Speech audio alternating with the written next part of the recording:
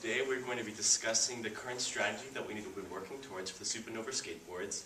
In the next 6 months, we're going to try to look to how we can expand our market into the international field, the best way we can do that, and we're going to address the concerns we have right now with the current strategy that's been established. There's a couple changes we're going to make this the best product it can be in the global spectrum of the economic scale, and then we're going to go through bit by bit for each country and overall the entire continental approach you're going to be making and the approach that we need to have here at home during the entire process. So we're going to start by going over the countries, then address some concerns, and then after that we're going to go to the changes we need to start making and the best approach that's going to make Supernova skateboard not only the best skateboard in the United States, but also the best skateboard in the world. Okay, so firstly we have the countries that we're going to expand to. So in Canada, Spain, Australia, Germany, those are very similar markets to the United States. They're mostly capitalistic, they're pretty free markets, and ultimately there we don't need to change the way that we market our skateboards that much. More, they're just the countries that are very similar to the US, and we don't really have to worry about that very much. In Mexico and Brazil, that's going to be slightly different because they are slightly different economies, slightly different markets, but again, it's not going to be a huge concern. More, the country that we really need to focus on and that we really need to change is, of course, in China. That is a very different market from the United States. It's still a communist nation. It's not a capitalistic economy. And so we have to see that ultimately, especially with this pro-USA marketing strategy that we have, it's not going to work as well there. And so we're definitely going to have to address that more than the other nations. Okay, and then moving into the concerns that we have. So, of course, first is the marketing strategy. Within the United States, with these skateboards, we market it as it's made in the USA. It's very pro-American. However, in these other nations, that's not going to work as well. Rather than marketing that it's the United States, we need to market it as just simply a good skateboard. We don't need to worry so much about how we're branding the United States on all of these other nations, but rather that we have a good skateboard to offer. It's not just that it's made in the USA, it's that it's a genuinely good skateboard no matter what nation it's in. Also, in China, China has a problem with following international copyright and international patent laws, so we have to be very concerned when we expand into China that they do follow those international copyright laws and international patent laws.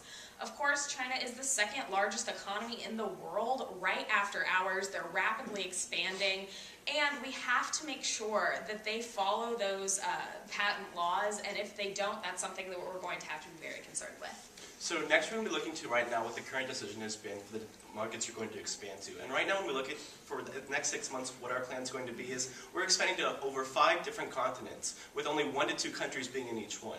This is an approach that does not need to be made by the United States, and there's a much better alternative. And what we need to do is we need to work on a continental basis. We need to go into one continent and have an entire plan to go in there as well. So our first plan is going to be work with the European market on the first part, because right now if we already know we have a very good trade established with the European market, why would we not want to take advantage of this and prove to ourselves and prove to the people of Europe that we have a great product? Now when we can have this continental approach, then we can look back to the production of whether or not we have this in the United States or overseas. When we have all the production inside the United States, we're not only going to be keeping the jobs back in the United States, we're going to be able to have quality control to a level that we know the products are being made to be the best skateboard they can possibly be, and we're also going to be having mass exporting a large amount of these products, not into 5 different continents, but overall to one area where they can be taken to each country individually.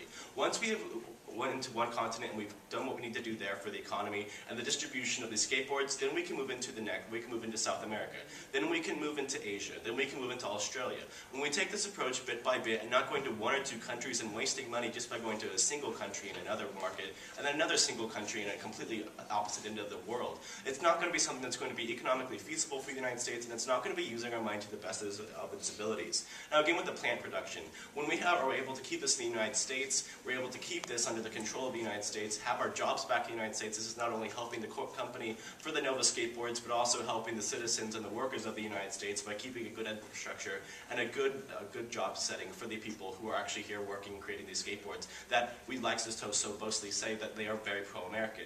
It's a little bit hypocritical to say these are pro-American skateboards when we're going to be shipping them over somewhere else to be made. When we have that ability to have them built here and have have them be here for the entire area until they're ready to be exported.